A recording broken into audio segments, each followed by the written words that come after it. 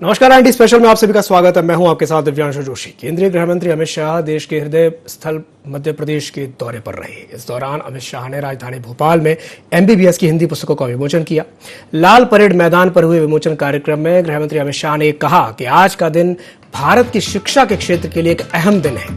इतिहास में आज का दिन स्वर्ण शब्दों में लिखा जाएगा। बीजेपी की शिवराज सरकार ने देश में सबसे पहले मेडिकल की पढ़ाई हिंदी में करके पीएम मोदी के सपने को पूरा किया है। तकनीकी और मेडिकल की शिक्षा बच्चे मातृभाषा में ले सकेंगे। अमित शाह ने यह भी कहा कि सोचने की प्रक्रिया मातृभाषा में ही होती है। गांधी जी ने कहा था कि सिर्फ आजादी से कुछ नहीं होगा।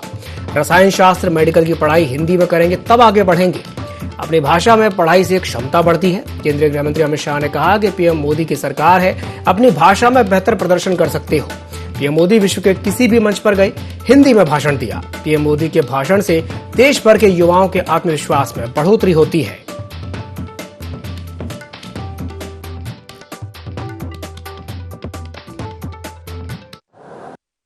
आज का दिन ऐतिहासिक दिन है। आज अमित भाई आए, मेडिकल की पढ़ाई हिंदी में मध्य प्रदेश की धरती पर होगी। और मैं जानता हूं मेरे बेटा बेटियों, गरीब परिवारों के बेटा बेटी, निम्न मध्यम वर्गीय, अनुसूचित जाति जनजाति के बेटा बेटी, आज का दिन उन बच्चों की जिंदगी में नया सवेरा लाने वाला है। और मेरा तो रोम रोम खिला हुआ है। एक संकल्प पूरा हो रहा है, एक सपना साकार हो रहा है। उनने पाप किया था, जिन पे जिम्मेदारी थी आजादी के बाद सरकार चलाने की। अंग्रेज चले गए, लेकिन अंग्रेजी का गुलाम बना के इनने भारत को रखा। लेकिन सबसे बड़ा काम अगर प्रधानमंत्री नरेंद्र मोदी जी ने किया तो भारत की मानसिकता को बदल दिया, भारत के मानस को बदल दिया। आज उसी सवेरे का शुभारंभ करने अमित भाई आए हैं। और आगे आने वाले समय में मेरे प्रिय बेटे बेटियों, इसी साल 6 इंजीनियरिंग कॉलेज में और 6 पॉलिटेक्निक कॉलेज में भी हिंदी में पढ़ाई होगी, हिंदी में। आज निश्चित रूप से देश के इतिहास और मध्य प्रदेश के इतिहास में परिवर्तन हो रहा है कि आज माननीय अमित शाह जी के कर कमलों से मध्य प्रदेश इस देश में पहला राज्य होने वाला है जो अब आगे आने वाले समय में हिंदी में मेडिकल की पढ़ाई कराएगा। यह हम सबके लिए बहुत प्रसन्नता की बात है। भाइयों और साथियों, मैं माननीय देश के यशस्वी प्रधानमंत्री नरेंद्र मोदी जी को बहुत साधुवाद धन्यवाद देता हूं कि आज वो दिन आया है जब हम हिंदी में मेडिकल की पढ़ाई की शुरुआत कर रहे हैं। लाइनअप किया कि हम किस ढंग से मेडिकल की पढ़ाई को हिंदी में करेंगे और हमने ये निश्चित किया कि हम फर्स्ट ईयर के तीनों सब्जेक्ट बायोकेमिस्ट्री, फिजियोलॉजी और एनाटॉमी की किताबों का हिंदी रूपांतरण करेंगे। और पूरे प्रदेश के लगभग 97 डॉक्टर्स ने मिलकर इस कठिन काम को सफलता में परिवर्तित किया। आगे आने वाले समय में भी हमें इस बात की प्रेरणा मिलेगी कि हम यूजी और पीजी के भी जो किताबें हैं उसका रूपांतरण करें।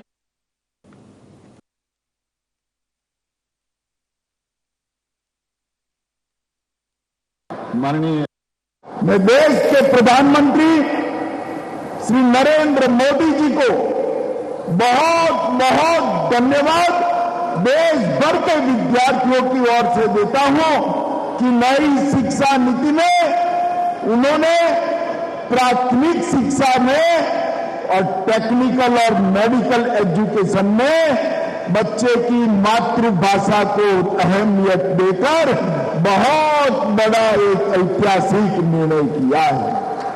आज मेडिकल की पढ़ाई हिंदी में शुरू हो रही है। कुछ समय में इंजीनियरिंग की पढ़ाई भी हिंदी में शुरू होगी और देश भर में 8 भाषाओं में इंजीनियरिंग के अभ्यासक्रम का अनुवाद शुरू हो चुका है। कुछ ही समय में देश के सारे विद्यार्थी अपनी मातृभाषा में टेक्निकल और मेडिकल एजुकेशन लेने की शुरुआत। तो अब मध्य प्रदेश में एमबीबीएस की जो पढ़ाई है वो हिंदी में होगी। एमबीबीएस की हिंदी पुस्तकों का विमोचन केंद्रीय गृह मंत्री अमित शाह ने किया है और इसी पर अधिक जानकारी को साझा करने के लिए हमारे साथ हमारे सहयोगी आमिर खान जुड़ गए हैं हमारे साथ। उनका रुख करेंगे और उनसे जानेंगे। आमिर, आपसे जानना चाहेंगे कि आज मध्य प्रदेश के लिए एक बहुत बड़ा दिन है। केंद्रीय गृह मंत्री अमित शाह ने विमोचन किया है हिंदी में पुस्तकों का। एमबीबीएस की जो पुस्तकें हैं उनका हिंदी में विमोचन किया गया है। इस पूरे कार्यक्रम के दौरान किस तरह का माहौल देखने में मिला, बताइए। देखिए, वाकई में आज मध्य प्रदेश के लिए ये एक ऐतिहासिक दिन था, क्योंकि आज से मध्य प्रदेश में ये कहें कि एमबीबीएस की पढ़ाई हिंदी में हो सकेगी। इसके लिए आज 3 पुस्तकों का विमोचन देश के गृह मंत्री अमित शाह ने किया है। एनाटॉमी, मेडिकल फिजियोलॉजी और मेडिकल बायोकेमिस्ट्री की पुस्तकों का उन्होंने विमोचन किया है। और देखिए, बड़ी बात यह है कि हिंदी को बढ़ावा देने के लिए सबसे महत्वपूर्ण बात यह है कि हिंदी में पढ़ाई हो। बच्चे जब हिंदी से जुड़ेंगे, मातृभाषा में पढ़ेंगे, तो जाहिर है कि आसानी से वो पढ़ाई उन्हें समझ में आ सकेगी। और जाहिर है कि जब मेडिकल की पढ़ाई करते हैं तो कई बच्चों के बीच में इंग्लिश बाधा बनती है कि कई जो बच्चे होते हैं वो पहले से स्कूल में अगर हिंदी मीडियम में पढ़कर आए हैं और अगर उन्होंने मेडिकल में एडमिशन लिया है तो कई समस्या उनके सामने ये आती है कि इंग्लिश किस तरह से और बेहतर सीखी जाए। कई समय इंग्लिश सीखने में गुजरता है, उसके बाद मेडिकल की पढ़ाई में उन्हें समस्या आती है। लेकिन हिंदी मीडियम के बच्चे अब हिंदी में ही एमबीबीएस की पढ़ाई कर सकेंगे। तो जाहिर है कई बच्चों का सपना होता है डॉक्टर बनने का, तो वो डॉक्टर बनने का सपना अब आसान हो सकेगा। और खास बात यह है कि ग्रामीण क्षेत्रों के बच्चों के लिए एक बड़ी सौगात ये रहेगी। और इस मौके पर आज मध्य प्रदेश के मुख्यमंत्री शिवराज सिंह चौहान ने भी यही कहा है कि न सिर्फ मेडिकल की पढ़ाई बल्कि इंजीनियरिंग और पॉलिटेक्निक की भी जो 6 इंजीनियर थे पॉलिटेक्निक कॉलेज में भी हिंदी में पढ़ाई होगी आने वाले समय में। और कोशिश ये भी है आईआईटी, आईआईएम की पढ़ाई भी हिंदी में हो सके। और इसके लिए एक अलग से व्यवस्था ये भी रहेगी कि हिंदी में पढ़ाई करने वालों की मेरिट लिस्ट है वो भी अलग से जारी होगी। क्योंकि देखिए, देश के प्रधानमंत्री नरेंद्र मोदी ने पहले एक सपना देखा था, ये कहे कि ये कहा था कि मातृभाषा में पढ़ाई हो सके, बच्चे ज्यादा से ज्यादा मातृभाषा की पढ़ाई से जुड़ सके। इसके लिए जो सपना देखा गया था वो साकार होता नजर आ रहा है। और मध्य प्रदेश देश का ऐसा पहला राज्य बना है जहां पर हिंदी में यानी अपनी मातृभाषा में ही मेडिकल की पढ़ाई होगी, इंजीनियरिंग की पढ़ाई होगी। ज्यादा से ज्यादा बच्चे अब इन पढ़ाइयों से जुड़ सकेंगे। इसका लाभ देखिए 2 तरह से मिलेगा। एक, ग्रामीण क्षेत्रों में जब डॉक्टर बनकर डॉक्टर पहुंचेंगे और उसके बाद में जब उनको मरीजों को देखेंगे तो जाहिर है कि मातृभाषा में जब डॉक्टर समझाता है तो जाहिर है कि लोगों के मन में लोगों को बेहतर समझ में आता है। कोई भी व्यक्ति हो, अगर कोई उसको हिंदी में या मातृभाषा में जो व्यक्ति आसानी से जिस भाषा को समझता हो तो उस भाषा में समझाए तो वो बात जल्दी समझ में आती है। वैसे ही अब जैसे डॉक्टर्स अगर ग्रामीण क्षेत्रों में पहुंचेंगे तो जो इंग्लिश के डिफिकल्ट वर्ड थे जो किसी मरीज को समझाते थे कई बार समझ में नहीं आती थी, लेकिन जब मातृभाषा में समझाएंगे तो बहुत आसानी से ये बात समझ में आ सकेगी। और बल्कि देश के गृह मंत्री अमित शाह ने भी यही कहा कि मध्य प्रदेश में जब चुनाव हुए थे घोषणा पत्र में भी ये जिक्र था कि टेक्निकल और मेडिकल की पढ़ाई हिंदी में करवाई जाएगी।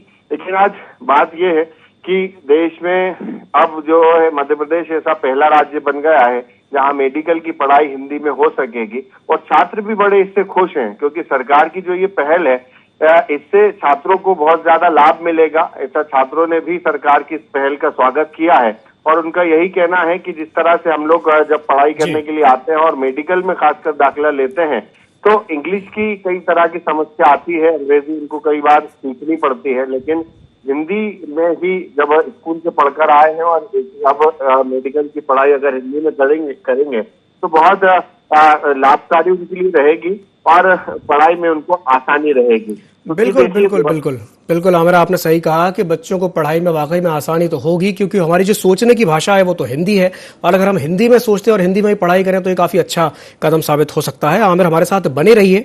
चर्चा में हमारे साथ एक और मेहमान जुड़ रहे हैं, भूपेंद्र गुप्ता जी हमारे साथ जुड़ रहे हैं जो कि उपाध्यक्ष है मीडिया विभाग कांग्रेस के। भूपेंद्र जी, बहुत बहुत स्वागत है आपका ID24 में। जी नमस्कार। भूपेंद्र जी, मेरा सवाल आपसे यही रहेगा कि आज केंद्रीय गृह मंत्री अमित शाह ने भोपाल आकर के एमबीबीएस की हिंदी की जो पुस्तकें हैं उसका विमोचन किया है। आप इसे कैसे देखते हैं और क्या कहेंगे इस पर? ये व्यवहारिक कदम है जी। पूरी तैयारी के बिना इस तरह के कदम नहीं उठाए जाने चाहिए। पहले भी जो है मध्य प्रदेश की ये सरकार हिंदी के चक्कर में इंजीनियरिंग के कोर्स शुरू कर चुकी थी, जो अटल बिहारी वाजपेयी हिंदी यूनिवर्सिटी में, और उनमें जो जिन बच्चों ने एडमिशन लिए एंड में वो कोर्स इन्हें बंद करने पड़े और उन बच्चों का जो है जीवन के बहुत सारे साल व्यर्थ हुए।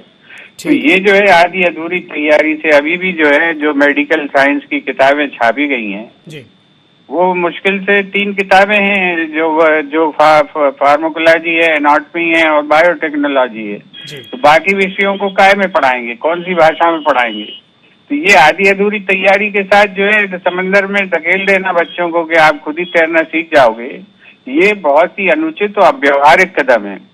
दूसरी चीज ये है जो छात्रों से बातचीत हमारी हुई है कि जिन छात्रों ने अभी नीट का एग्जाम दिया है और उन्होंने जो है मान लीजिए भोपाल का मेडिकल कॉलेज अपनी चॉइस फिलिंग में दे दिया और मेरिट के हिसाब से उन्हें भोपाल मेडिकल कॉलेज मिल गया और सरकार ने उस एग्जाम के बाद तय कर लिया कि यहाँ हिंदी में पढ़ाई होगी और वो अंग्रेजी में करना चाहता है पढ़ाई, तो उसको अपनी चॉइस बदलनी पड़ेगी। तो ये जो है ये तरीका अवैधानिक है। ये सरकार को नीट एग्जाम शुरू होने के पहले इस बात की घोषणा करनी चाहिए थी कि अमुक कॉलेज में जो है हिंदी में माध्यम में पढ़ाया जाएगा, अमुक कॉलेज में अंग्रेजी माध्यम में पढ़ाया जाएगा। छात्र नीट एग्जाम में उस हिसाब से अपनी चॉइस फिलिंग करते।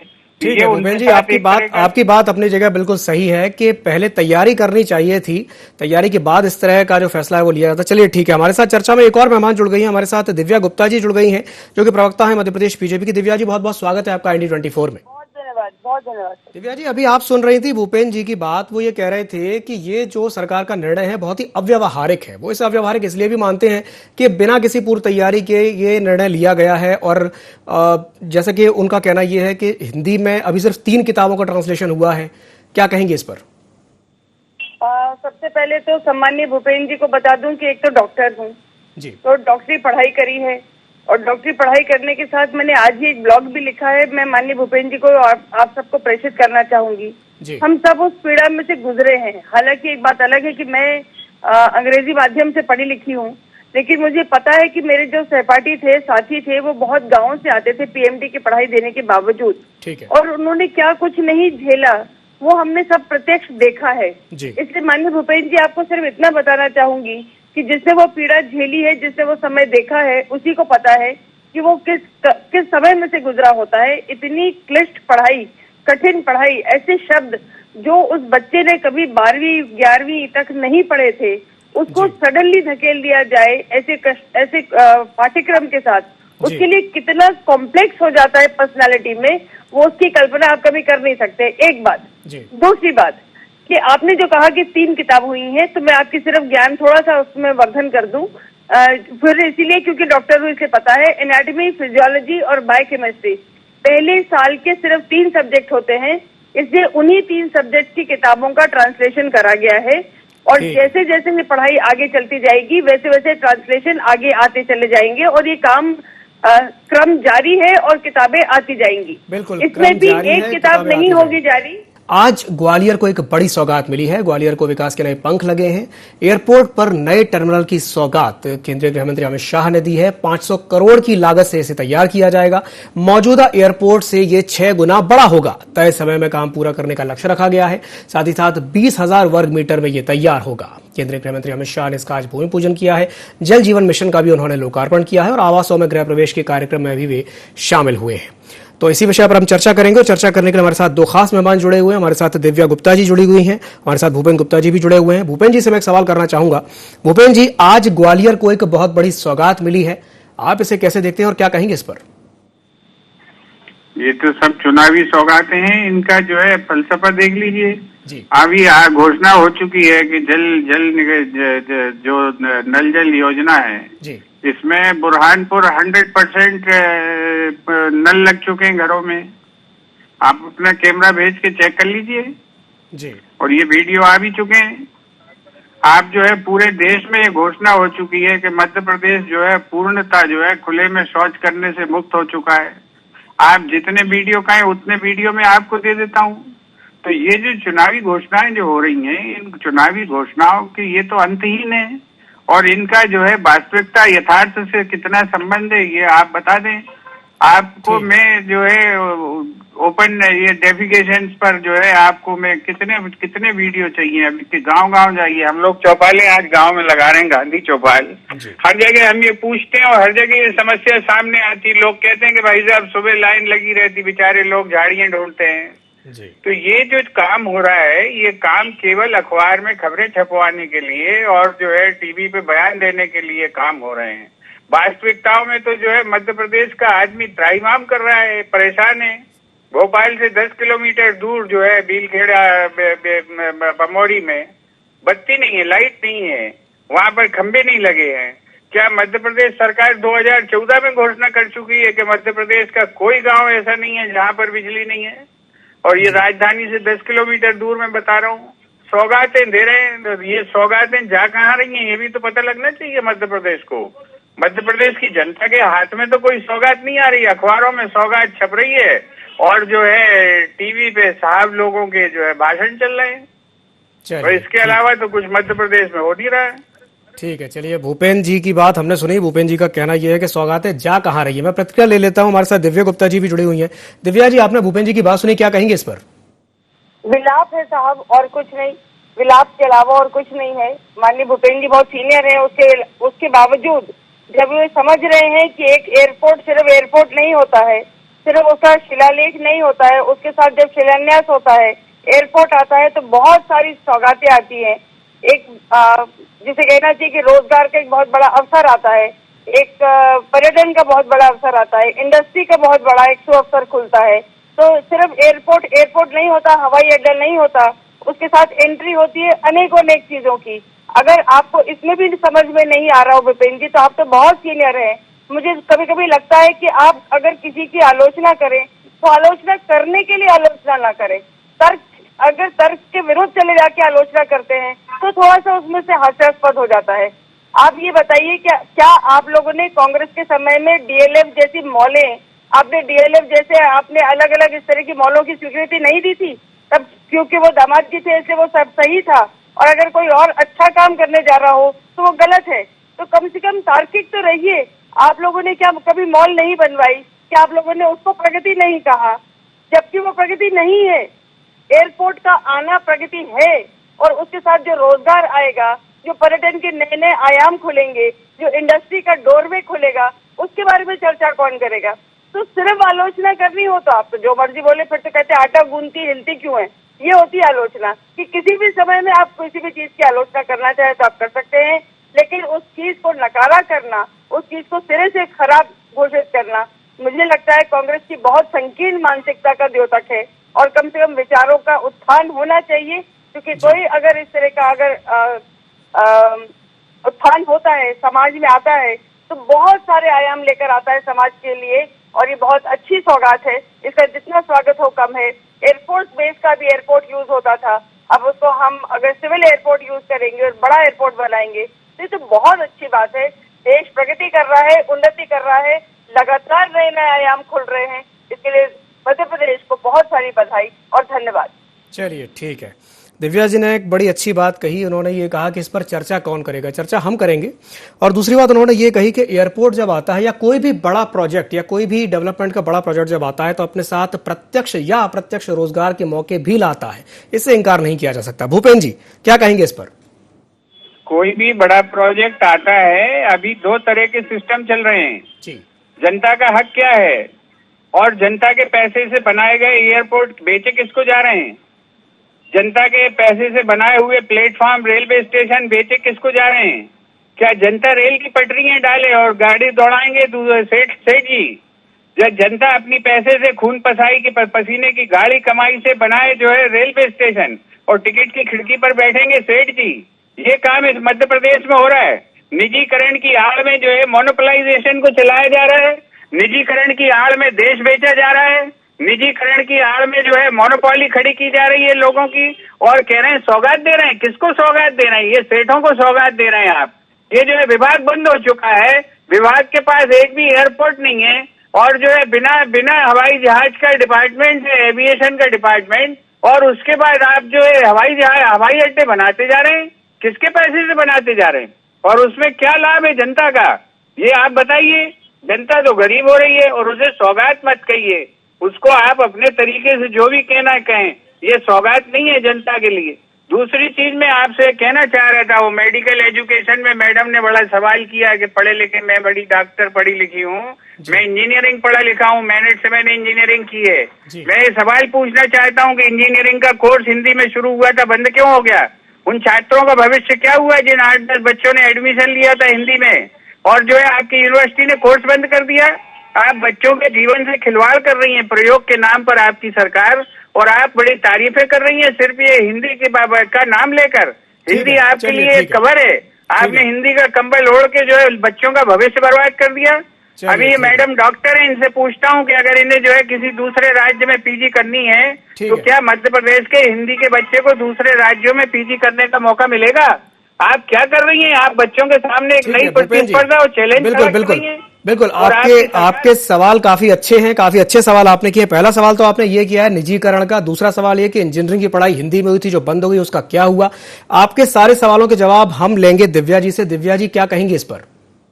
मेरा निवेदन ये है, जिसको अपनी मातृभाषा पर गर्व ना हो, कांग्रेस ने आज दिन तक कभी भी अपनी मातृभाषा को प्रोत्साहित करने का क्या काम करा, मुझे तो इस बात को बता दीजिए। मैं बहुत छोटी सी एक बात कहना चाहूंगी, जिस देश का पहला प्रधानमंत्री अपनी शपथ अंग्रेजी में लेता हो, उससे ही ये जाहिर हो जाता है कि क्या उनको अपनी मातृभाषा पर गर्व था या नहीं था। नहीं था, इसका मतलब उन्होंने अपनी पहली शपथ When the hour struck midnight, जब उन्होंने कहा तो तब उसका मतलब उनको अंग्रेजी प्यारी थी, वो अंग्रेजों के साथ ही चलने वाले थे, और वहीं से हिंदी का मातृभाषा का पतन शुरू हो गया था।